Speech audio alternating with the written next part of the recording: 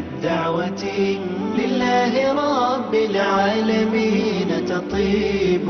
أسعد قلوبا بالهداية والتقى، ونر طريقي كي أراه يطيب. أسعد قلوبا بالهداية. بسم الله الرحمن الرحيم. الحمد لله رب العالمين، والصلاة والسلام على أشرف الأنبياء والمرسلين نبينا Muhammad wa ala alihi wa sahbihi ajma'in. Chers frères, chères sœurs, assalamu alaikum wa rahmatullahi wa barakatuh.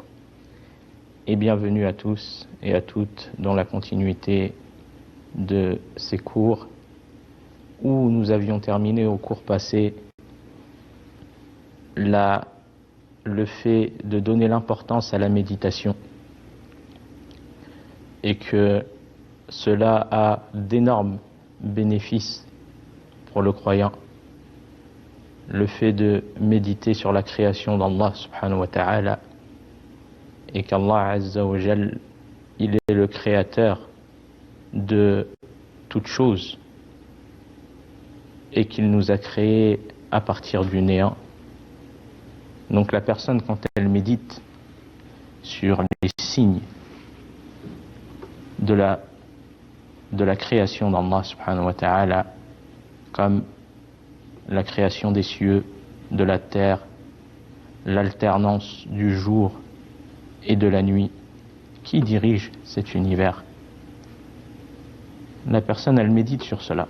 Elle voit la grandeur d'Allah dans sa création. Et aussi, il faut bien un créateur qui dirige cet univers, qui gère cet univers. Quand la personne elle médite sur le soleil et la lumière qu'elle dégage, qui est profitable à la création, et il n'y a pas de dysfonctionnement dans cela, que ce soit le jour et le soleil qui illumine la terre, et que les créatures profitent par cela dans leurs activités journalières. Et puis la nuit qui vient pour donner repos aux âmes, donner repos au corps. Il y a des signes pour les gens qui méditent. Et le hadith que nous avons expliqué sur les étapes de la création de l'homme, dans un premier temps, il est une semence pendant une période de 40 jours, puis il se transforme en un caillot de sang pendant une période de 40 jours, puis il se transforme par la suite en un embryon pendant une période aussi de 40 jours, puis lorsqu'il atteint les 120 jours dans la phase embryonnaire, il lui a envoyé un ange afin d'insuffler en lui la vie, l'âme qui lui donne vie par cela. Et tout cela sont des signes. Ta propre personne, et si tu regardes la création parfaite de ta propre personne, alors qu'est-ce que ça en est de cet univers? Et comment la personne peut nier par la suite le Créateur? Et la personne a-t-elle, elle, créé sa propre personne? Bien évidemment non. Donc, il y a bien quelqu'un qui l'a créé. Et ce créateur, subhanahu wa ta'ala, s'est manifesté par l'envoi des messagers, la descente des livres, afin de guider les gens. Il ne les a pas laissés à l'abandon. Il y a en cela des signes pour des gens doués de raison. Et le Coran appelle à cela, appelle à la méditation, tout comme les personnes douées de raison qui regardent et qui méditent sur cet univers. Donc il est demandé aux croyants de donner l'importance à la méditation. Regardez les cieux. Y a-t-il une fissure dans les cieux? Le ciel est parfait. les étoiles qui embellissent ce ciel. Allah subhanahu wa ta'ala قال أم خلقوا من غير شيء, ont-ils été créés à partir de rien? De rien ils sont venus. Am humul khaliqun, ou sont-ils eux les créateurs de leur propre personne? Bien évidemment non. Am khalaqus samawati wal ard, ont-ils créé les cieux et la terre? Bien évidemment non. Bal la yuqinun, mais ils n'ont aucune certitude. Ils n'ont aucune certitude. Donc cela, c'est une réponse à celui qui dit qu'il n'y a pas de Dieu. Regarde la perfection de cet univers. Regarde la perfection de ta création, de ta propre création. Tout cela amène à se soumettre au Tout-Puissant subhanahu wa ta'ala. Et de savoir quelle est la cause de ton existence sur terre. Allah subhanahu wa ta'ala, il dit وَمَا خَلَقْتُ الْجِنَّ وَالْإِنسِ إِلَّا لِيَعْبُدُونَ. Je n'ai créé les djinns et les hommes que pour qu'ils m'adorent. C'est pour cela que tu as été créé.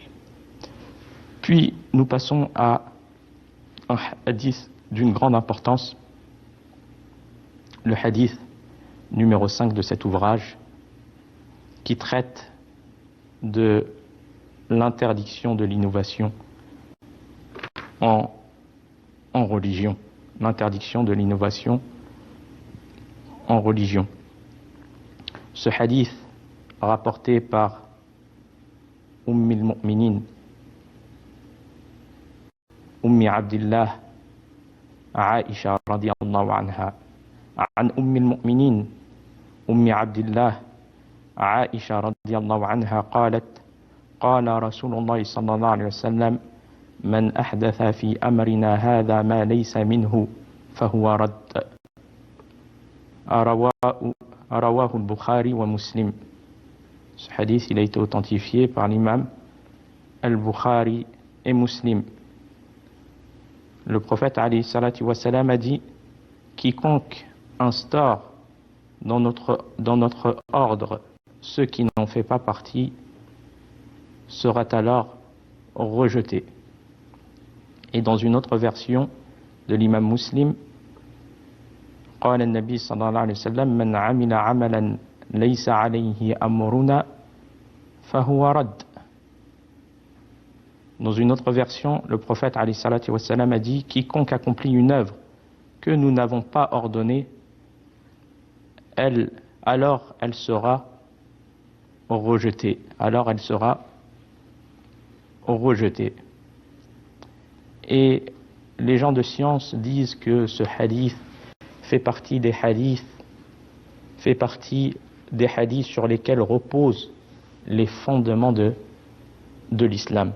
Parmi les hadiths sur lesquels reposent les fondements de l'islam, nous avons vu le premier hadith sur l'intention. Innamal a'malu binniyat wa innama likulli imri'in ma nawa. Que les actes ne valent que selon leurs intentions, et chacun sera rétribué selon leurs intentions, selon la motivation qui a poussé la personne à accomplir l'acte. Est-ce que c'est un acte qui a été accompli de manière sincère pour Allah subhanahu wa ta'ala, qui est une des conditions d'acceptation des œuvres, ou pour autre qu'Allah? Car la personne, elle a été créée dans le but d'unifier Allah dans l'adoration, de chercher par ses actes d'adoration la satisfaction d'Allah et la récompense de l'au-delà. Et que si ses intentions sont pour autre que cela, les œuvres sont faites par ostentation ou autre, eh bien son œuvre se verra invalide, rejetée. Car il n'y a pas la condition de sincérité. Puis ce hadith qui incite, le hadith rapporté par Aisha radiyallahu anha, qui incite à la suivi du prophète alayhi salatu wa salam dans l'accomplissement des actes. كما قال عليه الصلاة والسلام من عمل عملا ليس عليه أمرنا فهو رد. Celui qui instaure, quiconque instaure dans notre ordre ceux qui n'en fait pas partie, ce sera alors rejeté. Car Allah subhanahu wa ta'ala, il a envoyé le messager alayhi salatu wa salam dans un but précis, dans le but qu'il soit suivi. Si la personne elle souhaite savoir comment adorer Allah, c'est par l'intermédiaire du prophète alayhi salatu wa salam et son suivi, et le suivi de sa sunnah. Donc la personne est limitée. Est limitée par les textes, par le Coran, ainsi que par la sunna du prophète alayhi salatu wa salam. Si la personne va au-delà de cela, elle instaure quelque chose qui n'est pas en conformité avec le Coran, avec la sunna du prophète alayhi salatu wa salam, eh bien elle aura innové dans la religion. C'est pour cela que ce hadith, il met en garde la personne, le croyant, et il interdit toute innovation en religion. Et ce hadith, il a été rapporté par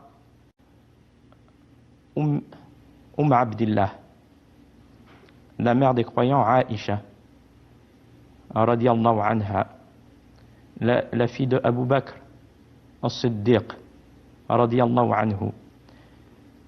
Elle n'eut pas d'enfant, mais elle fut surnommée Abdillah,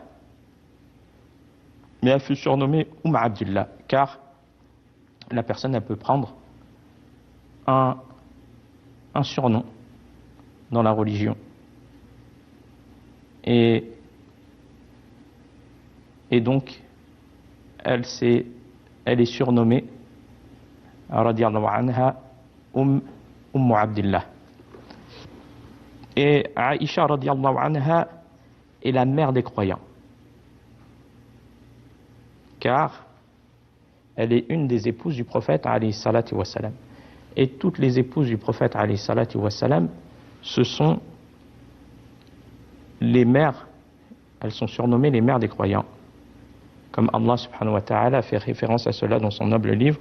Qala subhanahu wa ta'ala النبي أولى بالمؤمنين من أنفسهم وأزواجه أمهاتهم. Le prophète a plus de droits sur les croyants qu'ils n'en ont sur eux-mêmes, et ses épouses sont leurs mères.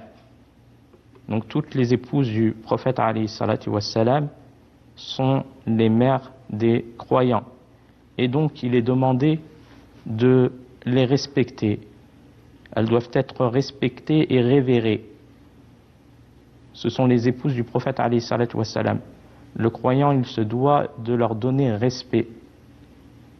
Tout comme aux compagnons du prophète alayhi salatu wassalam, qui ont été en la compagnie de ce noble messager alayhi salatu wassalam, et qui l'ont soutenu, et qui l'ont secouru, et qui ont été la cause de la transmission de ce message qui nous est parvenu, le message de l'islam, et qu'Allah subhanahu wa ta'ala a agréé. Donc la personne, le croyant, il se doit de leur apporter respect,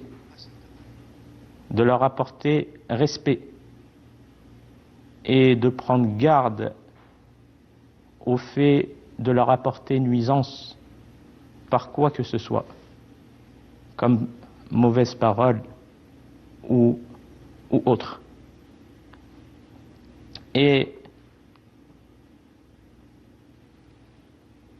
ce hadith, il nous montre que cette religion, elle est complète, car elle provient d'Allah subhanahu wa ta'ala. Elle a été légiférée par Allah azza wa jal, et que le croyant, il a deux sources: le noble Coran, la parole d'Allah subhanahu wa ta'ala, révélée à son messager alayhi salatu wassalam, ainsi que la sunna, dans le but d'avoir un chemin clair qui le permet de cheminer avec clairvoyance vers l'au-delà. Car les voies qui mènent à l'égarement sont nombreuses. Les voies qui mènent à l'égarement sont nombreuses. Et si la personne elle n'a pas des bases afin de pouvoir distinguer le vrai du faux, elle va naturellement se perdre. Et aussi, si elle prend ses sources auprès de personnes qui ne les orientent pas selon le Coran, selon la Sunna, mais selon des paroles ou des simples paroles humaines qui n'ont aucune source religieuse. Tout de même, elle, c'est une cause qu'elle se perde. C'est pour cela que le croyant, il doit prendre de cette source-là et des personnes qui se basent sur cette source-là, car ce sont les sources. Ce sont les sources et ce sont les références pour chacun d'entre nous. Sinon, les gens, ils vont tous diverger. Chacun va apporter ce qu'il souhaite dans sa religion. Il va instaurer toutes sortes de choses dans cette religion qui n'en fait pas partie. Donc comment pouvoir distinguer le vrai du faux si la personne revient à la source et qu'elle mette cette source-là au-dessus de quiconque comme personne, même si c'est un imam. Si la parole d'Allah, elle est la parole d'Allah subhanahu wa ta'ala, la parole de la personne va en contradiction avec la parole d'Allah, eh bien c'est la parole d'Allah qui est devancée. Si la parole de la personne, qui que ce soit cette personne, elle va en contradiction avec la parole du prophète alayhi salatu wassalam, eh bien c'est la parole du prophète alayhi salatu wassalam qui est privilégiée. Car il n'est pas demandé de suivre les créatures, mais de suivre le Créateur. Et le Créateur nous a ordonné de suivre le prophète alayhi salatu wassalam. Donc, c'est ce qui permet à la personne de pouvoir avoir clairvoyance dans son cheminement vers Allah subhanahu wa ta'ala. C'est pour ça qu'Allah azza wa jalla, il a fait référence à cela dans son noble livre. Faqala subhanahu wa ta'ala وَأَنَّ هَذَا صِرَاطِي مُسْتَقِيمًا فَاتَّبِعُوهُ وَلَا تَتَّبِعُوا السُّبُلَ فَتَفَرَّقَ بِكُمْ عَنْ سَبِيلِهِ ذَلِكُمْ وَصَّاكُمْ بِهِ لَعَلَّكُمْ تَتَّقُونَ. Allah subhanahu wa ta'ala, il dit: telle est ma voie dans toute sa rectitude. Suivez-la donc et ne suivez pas les sentiers qui vous écartent de la voie d'Allah. Voilà ce qu'il commande afin que vous le craigniez.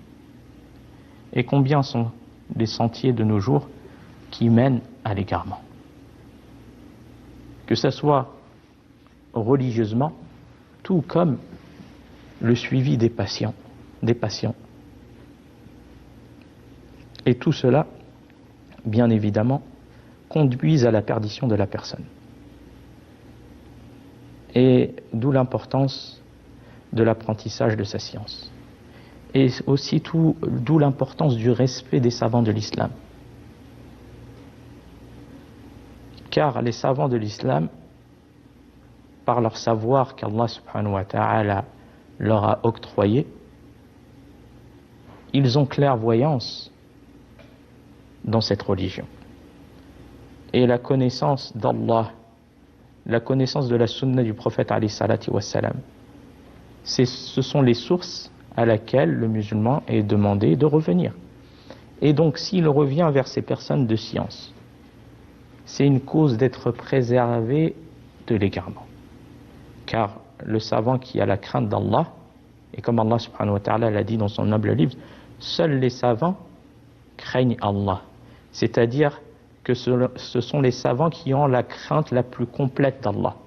Ça ne veut pas dire que les autres créatures n'ont pas crainte d'Allah, car le croyant, il a une part de crainte d'Allah, mais les savants ont la crainte la plus complète d'Allah subhanahu wa ta'ala. quelle est la cause de cela? La cause de cela, c'est la science qu'ils ont. La science qu'ils ont du Coran, la compréhension du Coran, la compréhension de la Sunna.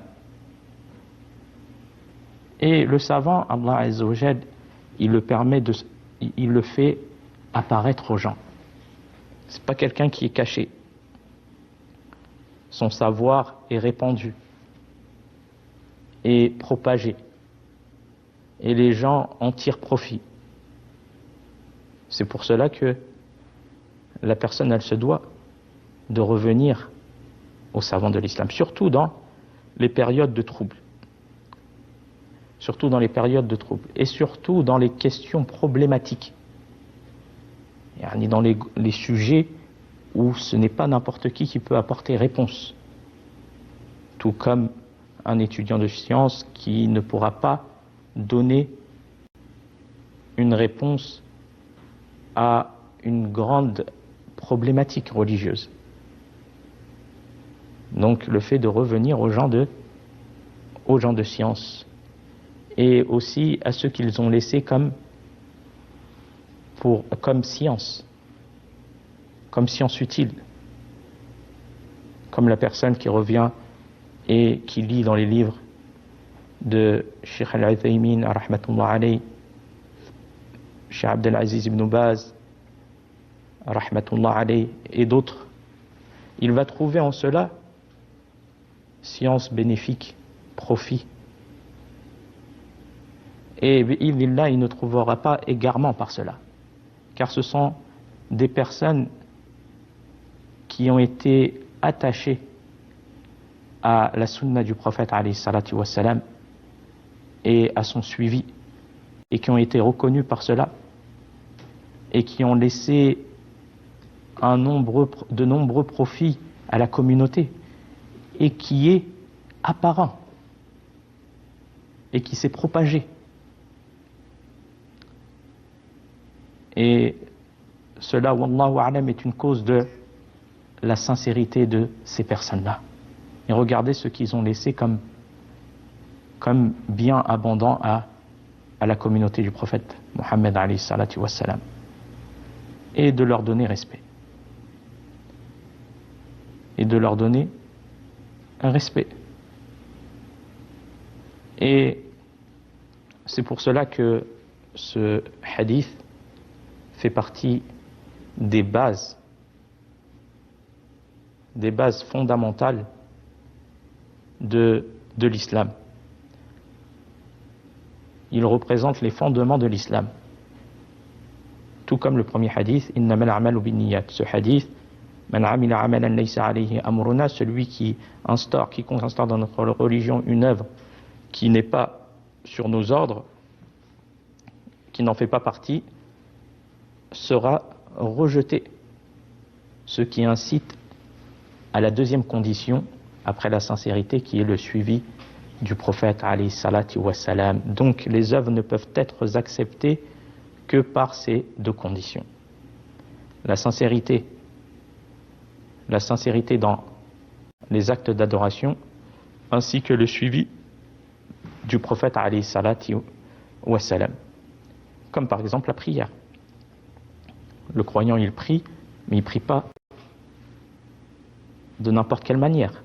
Et la description de la prière, elle n'est pas venue dans le Coran, mais elle est venue par l'intermédiaire du prophète alayhi salatu wassalam, qui a expliqué la manière de prier. C'est pour ça que le prophète alayhi salatu wassalam قال وصلوا كما رأيتموني أصلي. Priez comme vous m'avez vu prier. Donc on ne prie pas comme un tel ou un tel ou un tel. Peut-être qu'il ne prie pas comme le prophète alayhi salatu wassalam priait, mais le croyant, il se doit de rechercher dans la prière, tout comme dans tout autre acte d'adoration, que ce soit le pèlerinage, le jeûne du mois de Ramadan, la zakat ou autre, il doit se rechercher comment le prophète alayhi salatu wassalam faisait ces actes d'adoration afin de le suivre. Et on continuera dans le prochain cours. Fi al-khitam, hadha wallahu a'lam wa sallallahu ala nabiyyina Muhammad. Wassalamu alaykum wa rahmatullahi wa barakatuh.